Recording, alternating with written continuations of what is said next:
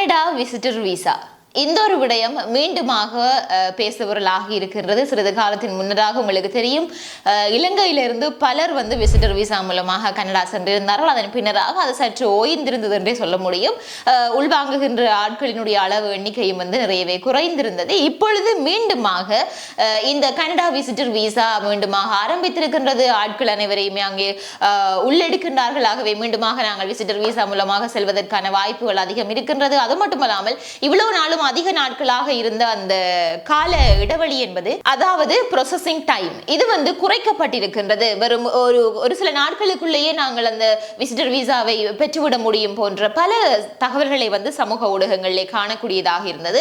அந்த வகையிலே இந்த காணொளியில இது பற்றிய உண்மை தன்மை என்ன, அல்லது உண்மைக்குமே அந்த நாட்கள் குறைக்கப்பட்டிருக்கின்றன என்றது வந்து உண்மைதானா, அப்படி குறைக்கப்பட்டால் அது எந்தெந்த விடயங்களுக்காக அந்த நாட்கள் எடுத்துக்கொள்ளப்பட இருக்கின்றன அப்படி என்று சொல்லி எல்லா விடயங்களையும் எல்லா விவரங்களையும் நான் இந்த காணொலியில் உங்களுக்கு தெளிவாகவே தர இருக்கின்றேன். அது மட்டுமல்லாமல் மற்றொரு முக்கிய விடயமான கனடாவில் வந்து இந்த புலம்பெயர்ந்து தொடர்பான ஒரு கடுமையான ஒரு திட்டம் ஒன்றினை அல்லது ஒரு நடைமுறை ஒன்றினை வந்து புதிதாக அறிமுகப்படுத்தி இருக்கின்றார்கள் கனேடிய புலம்பெயர்தல் அகதிகள் மற்றும் குடியுரிமை அமைப்பு.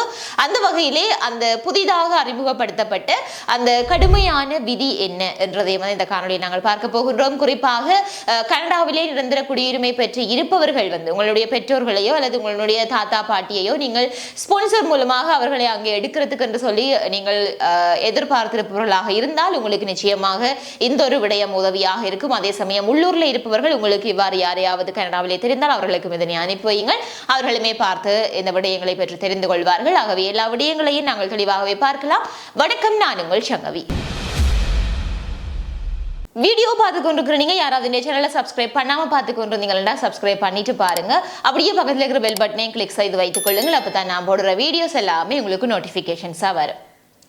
குறிப்பிட்ட ஒரு சில காலங்களுக்கு முன்னதாக இந்த விசிட்டர் விசான்றது வந்து பரவலாக பேசப்பட்ட விடயம். பலருமே அந்த விசாவினை பயன்படுத்தி கனடாவிற்குள்ளே உள்நுழைந்திருந்தார்கள். அது இலங்கையை சேர்ந்தவர்களாக இருக்கட்டும் அல்லது இந்தியாவை சேர்ந்தவர்களாக இருக்கட்டும், இவ்வாறு பல நாடுகளை சேர்ந்தவர்களும் வந்து அந்த விசிட்டர் விசா எனப்படக்கூடிய ஒன்றினை பயன்படுத்தி கனடாவிற்குள்ளே உள்நுழைந்தார்கள். அதிலே ஒரு சிலருக்கு வந்து பலர் வந்து அதனை எவ்வாறு எடுத்துக்கொண்டு உள்ளே சென்றார்கள் என்றால், அந்த விசிட்டர் விசாவை நாங்கள் ஒன்றில் ஒர்க் பெர்மிட்டாக மாற்றி அங்கே வேலை செய்வோம், இல்லை என்றால் ஸ்டூடெண்ட் விசா மாற்றி அங்கே நாங்கள் கல்வி பெற்போம், இல்லை என்றால் அதனை நாங்கள் தவிர்த்துவிட்டு அகதி உரிமை கோருவோம் என்கின்ற மாதிரியான பல நோக்கங்களுடன் அங்கே சென்று ஒரு சிலருக்கு வந்து அந்த விடயங்கள் கைகூடி இருக்கின்றது, இல்லை என்றில்லை. ஆனாலுமே பலருக்கு வந்து அது ஏமாற்றத்தை தான் தந்திருக்கின்றது.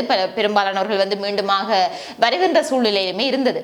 இப்படி இருக்கின்ற இந்த சமயத்துல மீண்டுமாக இது கனடாவுக்கான இந்த விசிட்டர் விசான்றது வந்து மீண்டுமாக ஆரம்பித்திருக்கின்றது என்கின்ற ஒரு தகவலை சமூக ஊடகங்களை பார்க்கின்ற பொழுது நிச்சயமாக இது பற்றிய போதுமான அறிவுன்றது வந்து எல்லாருக்குமே தேவை. ஏனென்றால் அங்கு சென்று யாருமே கஷ்டப்படக்கூடாது என்றுதான் எல்லாருடைய ஒரு எண்ணமாகவும் இருக்கின்றது. அந்த வகையில இந்த நாட்கள் குறைக்கப்பட்டிருக்கின்றன. அது என்ன, அதாவது இவ்வளவு நாளும் நிறைய நாட்களாக இருந்தது இந்த விசிட்டர் விசாவினை தருவதற்கு. ஆனால் தற்பொழுது வந்து அந்த ப்ராசஸிங் டைம் நாட்கள் வந்து குறைக்கப்பட்டிருக்கின்றன. அது என்ன என்றதை வந்து நாங்கள் இப்பொழுது பார்க்கலாம். குறிப்பாக இது பற்றிய உண்மைத்தன்மையை நீங்கள் அறிந்து கொள்ள வேண்டுமானால் நான் சொல்லுகின்றது போலவே நீங்களுமே பார்ப்பீர்கள் என்றால் உங்களுக்குமே தெளிவான ஒரு விடயம் கிடைக்கும். அதாவது கனடாவை பற்றி, கனடாவினுடைய அனைத்து விதமான விசா முறைகளையும் பற்றி அல்லது அங்கு என்னதான் நடந்து கொண்டிருக்கின்றது என்கின்ற எல்லா விவரங்களையுமே நீங்கள் அறிந்து கொள்ள வேண்டும் என்றால் நிச்சயமாக அவர்களுடைய அந்த உத்தியோகபூர்வ இணையதள பக்கமான canada.ca வந்து நீங்கள் சென்று பார்வையிடுவதனூடாக உங்களுக்கு எல்லா விவரங்களுமே, அதுவும் உத்தியோகபூர்வ தகவல்கள் வந்து உங்களுக்கு கிடைக்கும். ஏனையவர்கள் சொல்வதை வந்து நம்புவதை தாண்டி உங்களுக்கு உத்தியோகபூர்வமான தகவல்களை இலகுவாகவே பார்க்கக்கூடியதாக இருக்கும். அந்த வகையிலே canada.ca எனப்படக்கூடிய அந்த ஒரு இணையதளத்துக்குள் நீங்கள் உட்பிரவேசிப்பீர்களானால் அங்கு 2 மொழிகள் காண்பிக்கும். அதில் நீங்கள் ஆங்கிலத்தை தெரிவு செய்து நீங்கள் உள்ளே போவதனூடாக உங்களுக்கு அங்கு சென்றதுமே நிறைய விடயங்கள் வந்து காண்பிக்கப்படும். அதிலே அந்த மோஸ்ட் ரிக்வெஸ்டட் எனப்படக்கூடிய அந்த இடத்துல விசிட் கனடா என்கின்ற அந்த ஒரு இடம், அல்லது அதற்கு கீழே நீங்கள் பார்த்து கொண்டு போவீர்கள் என்றால் இமிகிரேஷன் அண்ட் சிட்டிசன்ஷிப் என்று சொல்லியுமே இருக்கும். ஆகவே அதையும் நீங்கள் கிளிக் செய்யலாம், அல்லது விசிட் கனடா என்கின்ற அந்த ஒரு இடத்தினை நீங்கள் கிளிக் செய்வீர்களானால் அங்கே நிறைய விடயங்கள் வந்து காண்பிக்கப்படும். அதிலே வந்து உங்களுக்கு அந்த விசிட் கனடா என்கின்ற அந்த இடத்திலே மோஸ்ட் ரிக்வெஸ்டட் எனக்கூடிய அந்த இடத்துக்கு கீழே 4ஆவதாக செக் ப்ராசஸிங் டைம்ஸ் எனப்படக்கூடிய ஒரு இடம் ஒன்று இருக்கும். நீங்கள் அதனை கிளிக் செய்து பாருங்கள். பார்த்தால் குறிப்பாக அந்த விசிட் கனடாவுக்கு கீழே எல்லா விடயங்களும் அதனை யார் யார் அப்ளை பண்ண முடியும், எவ்வாறு அப்ளை பண்ணலாம், அதற்கான ஆவணங்கள் என்னென்ன தேவை என்கின்ற எல்லா விவரங்களையுமே அவர்களே தந்திருப்பார்கள். எவ்வளவு பணம் அதற்கு தேவைப்படும். ஆகவே நிறைய பேர் இதுக்கு ஏகப்பட்ட பணங்களை எல்லாம் கொடுத்து ஏமாறுபவர்கள் நிறைய பேர் இருக்கின்றார்கள். உண்மைக்குமே இதுக்கு எவ்வளவு பணம் தேவை என்கின்ற எல்லா விவரங்களையுமே நீங்கள் அங்கேயே பார்த்துக் கொள்ளலாம். இவ்வாறு இருக்கின்ற சமயத்தில் அந்த செக் ப்ராசஸிங் டைம்ஸுக்குள்ளே போவீர்கள் என்றால் அங்கே ஒரு கேள்வி ஒன்று உங்களை கேட்கும். அதாவது செலக்ட் அண்ட் அப்ளிகேஷன் டைப் எனப்படக்கூடிய ஒரு கேள்வி ஒன்று உங்களுக்கு காண்பிக்கும். அதனை நீங்கள் அதில் கிளிக் செய்வீர்கள் என்று சொன்னால் அங்கே வந்து உங்களுடைய செலெக்ஷனுக்காக நிறைய விடயங்கள் காண்பிக்கப்படும். அதில் நீங்கள் ஏதாவது ஒரு விடயத்தை வந்து செலக்ட் பண்ண வேண்டும். அந்த வகையில் முதலாவது இருக்கக்கூடிய அந்த டெம்பரரி ரெசிடென்ஸ் எனப்படக்கூடிய அந்த ஒரு விடயம், அதாவது பிராக்கெட்டுக்குள்ள விசிட்டிங், ஸ்டடியிங், ஒர்க்கிங் அப்படின்னு சொல்லி இருக்கும். ஆகவே அந்த ஒரு விடயத்தை நீங்கள் செலக்ட் பண்ண வேண்டும். அதாவது டெம்பரரி ரெசிடென்ஸை வந்து நீங்கள் கிளிக் செய்ய வேண்டும். அதனை கிளிக் செய்ததன் பின்னராக மீண்டுமாக ஒரு கேள்வி உங்களுக்கு காண்பிக்கப்படும். அதாவது which temporary residence application அப்படின்றது வந்து அதுக்கு நீங்கள் கிளிக் பண்ணுவீர்கள் என்று சொன்னால் அதற்கான பதிலை நீங்கள் கொடுக்க வேண்டும் என்றால் அந்த இடத்தை வந்து நீங்கள் கிளிக் செய்வதனூடாக மீண்டுமாக நிறைய ஆப்ஷன் வந்து உங்களுக்கு காண்பிக்கப்படும். அந்த ஆப்ஷன்ல முதலாவது இருக்கக்கூடிய அந்த விசிட்டர் விசா, அதாவது பிராக்கெட் from outside Canada அப்படின்னு சொல்லி காண்பிக்கப்படும். from outside Canadaன்றது கனடாவை தாண்டிய எந்த நாடாகவும் இருக்கலாம். அதாவது இலங்கையோ அல்லது இந்தியாவோ எந்த ஒரு நாடுகள்ல இருந்துமே நீங்கள் இதனை வந்து வேறு வேறு நாடுகள்ல இருந்து நீங்கள் கனடாவுக்குள்ளே செல்லக்கூடியவர்களாக இருப்பீர்கள். அந்த வகையிலே நான் இப்பொழுது இலங்கையிலிருந்து இந்த காணொலியை செய்கிறதுனால இலங்கை என்று பார்க்கின்ற பொழுது அது from outside Canada. ஆகவே from outside Canada என்கிற அந்த முதலாவது ஆப்ஷனை நீங்கள் கிளிக் செய்தீர்கள் என்றால் மூன்றாவதாக இன்னும் ஒரு கேள்வி கேட்கும். where are you applying from என்றது, அதாவது எங்க இருந்து நீங்கள் இந்த அப்ளிகேஷனை நீங்கள் செய்கின்றீர்கள் என்றதுதான் அந்த கேள்வியாக இருக்கும். அப்படி இருக்கின்ற பொழுது உங்களுடைய நாடு, அங்கே எல்லா நாடுகளினுடைய பெயர்களுமே காண்பிக்கப்படும். அதில் நீங்கள் இந்தியாவாக இருந்தால் இந்தியா என்று சொல்லி குறிப்பிடலாம், இல்லை என்றால் ஸ்ரீலங்கா என்று சொல்லி சொன்னால் ஸ்ரீலங்கா என்று சொல்லி நீங்கள் குறிப்பிடலாம். அப்படி இருக்கின்ற பொழுது இலங்கை என்கின்ற தரப்பில் வந்து நான் இலங்கை ஸ்ரீலங்காவை வந்து செலக்ட் பண்ணுவேனாக இருந்தால் அதன் பின்னராக கீழே ஒரு கிரீன் கலர் பாக்ஸில் வந்து கெட் ப்ராசஸிங் டைம் என்கின்ற ஒரு விடயம் இருக்கும். அதனை நீங்கள் கிளிக் செய்வீர்களானால் எத்தனை நாட்கள் உங்களினுடைய அந்த விசிட்டர் விசாவுக்கான கால அவகாசமாக இருக்கின்றன வந்து அங்கே உங்களுக்கு காண்பிக்கும். அதிலே உண்மைக்குமே தற்பொழுது வந்து 15 நாட்கள் என்றது காண்பிக்கின்றது. இதற்கு முன்னதாக இந்த நாட்கள் என்றது அதிகமாகவே இருந்தது. தற்பொழுது வந்து 15 நாட்கள் என்று காண்பிக்கின்றது. இது எப்பொழுது இவர்கள் கடைசியாக அப்டேட் பண்ணியிருக்கிறார்கள் என்றால் லாஸ்ட் அப்டேட் என்றது இந்த வருடம் 2025ஆம் ஆண்டு ஜூலை மாதம் 22ஆம் தேதி, அதாவது இன்றைக்கு 24ஆம் தேதியாக இருக்கின்றது.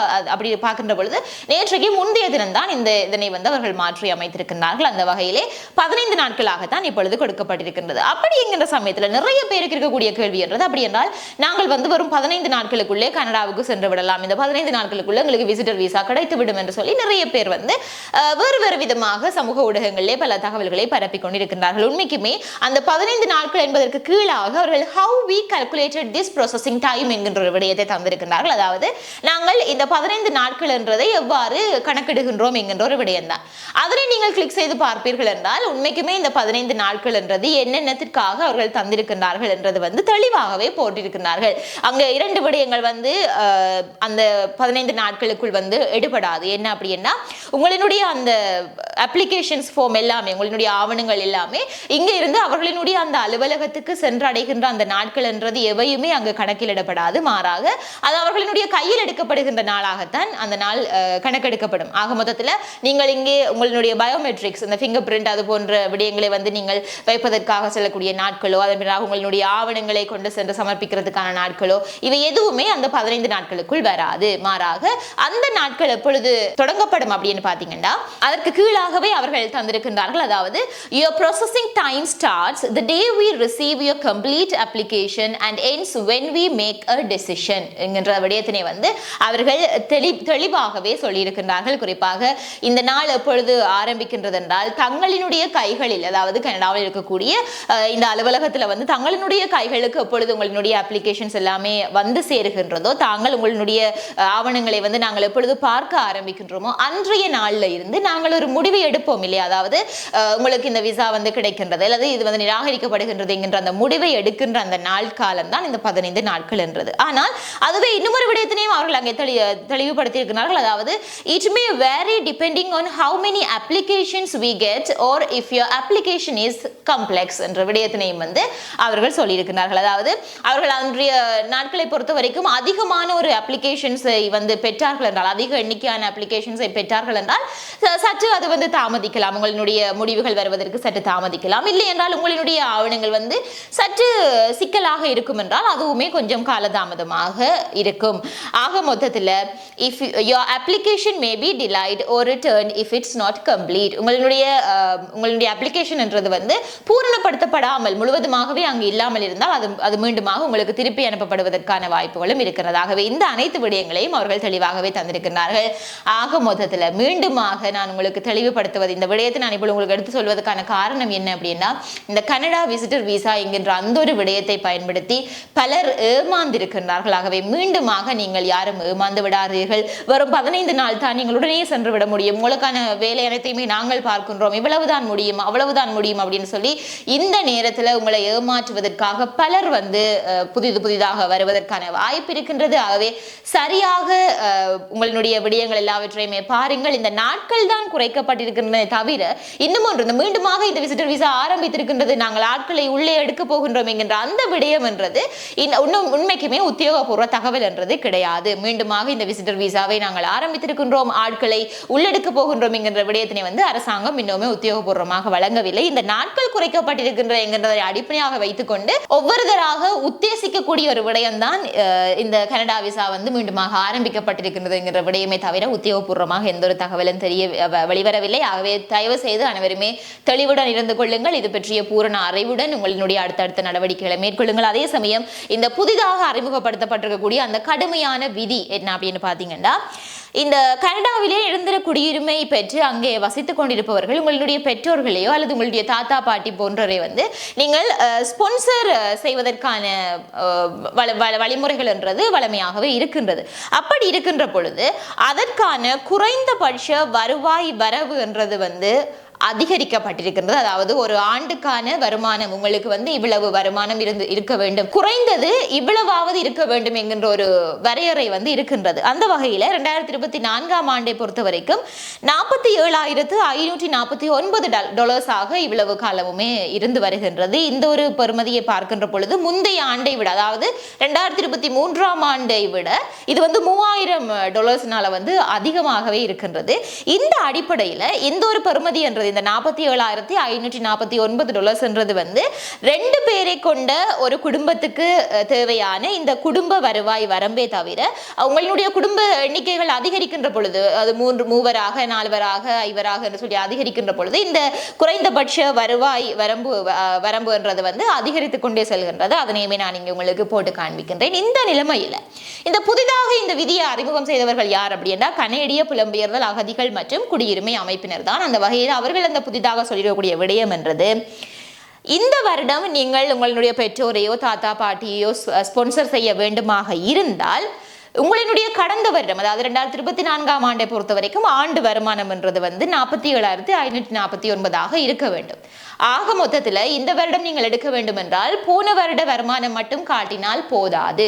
அதற்கும் மேலாக இந்த ஆண்டு நீங்கள் எடுக்க வேண்டும் என்றால் அதற்கு முந்தைய 3 கால ஆண்டுகள் வந்து அந்தந்த ஆண்டு காலத்தில் என்னென்ன வருவாய் வரம்பு இருந்ததோ அந்த வருமானம் வந்து அந்த ஒரு வருமானத்தினை நீங்கள் ஈட்டி இருக்க வேண்டும். குறிப்பாக 2025ஆம் ஆண்டு நீங்கள் எடுக்கிறீர்கள் என்றால் 2024ஆம் ஆண்டில் அந்த $47,549 வருவாய் வரம்பாக இருந்தது. ஆகவே அந்த ஒரு பெருமானத்தை, அந்த ஒரு வருமானத்தை நீங்கள் ஈட்டி இருக்க வேண்டும். அதே சமயம் 2023ஆம் ஆண்டு மற்றும் 2022ஆம் ஆண்டு போன்ற அந்த ஆண்டுகளையும் வந்து என்ன வருவாய் வரம்பு இருந்ததோ அந்த ஒரு வருமானத்தினை வந்து நீங்கள் ஆண்டு வருமானமாக காட்ட வேண்டும். இதுதான் தற்பொழுது வந்து புதிதாக அறிமுகப்படுத்தியிருக்கக்கூடிய ஒரு புதிய விதியாக இருக்கின்றது. ஆக மொத்தத்தில் இந்த வருடம் நீங்கள் எடுக்க வேண்டும் என்றால் அதற்கு முந்தைய 3 வருடம், நீங்கள் வார வருடம் எடுக்க போகின்றீர்கள் என்றால் 2025, 24, 23 போன்ற ஆண்டுகளுக்கான அந்த வருமான விவரம் வந்து நீங்கள் காண்பிக்க வேண்டும். இவ்வாறு தான் இந்த புதிதான ஒரு விதியினை வந்து அறிமுகப்படுத்தி இருக்கின்றார்கள். ஆகவே இது போன்ற நடவடிக்கைகளை மேற்கொள்ள இருப்பவர்கள் வந்து இது பற்றிய பூரண அறிவினை பெற்று இது பற்றி ஒரு தெளிவான ஒரு கண்ணோட்டத்துடன் நீங்கள் உங்களுடைய நடவடிக்கைகளை மேற்கொள்வது இன்னுமே சிறப்பாக இருக்கும். அதாவது நீங்கள் ஏமாறுவதை தடுக்கக்கூடியதாக இருக்கும். அந்த வகையிலே இந்த காணொலி பயனுள்ள காணொலி அப்படின்னு நீங்கள் எண்ணுவீர்களாக இருந்தால் உங்களுடைய விருப்பத்தினை தெரிவிப்பது மட்டுமல்லாமல் ஏனையவர்களுக்கும் இந்த காணொலியை பகிர்ந்து கொள்ளுங்கள். இதே மாதிரியாக மற்றொரு காணொலியில நான் உங்களை சந்திக்கிறேன்.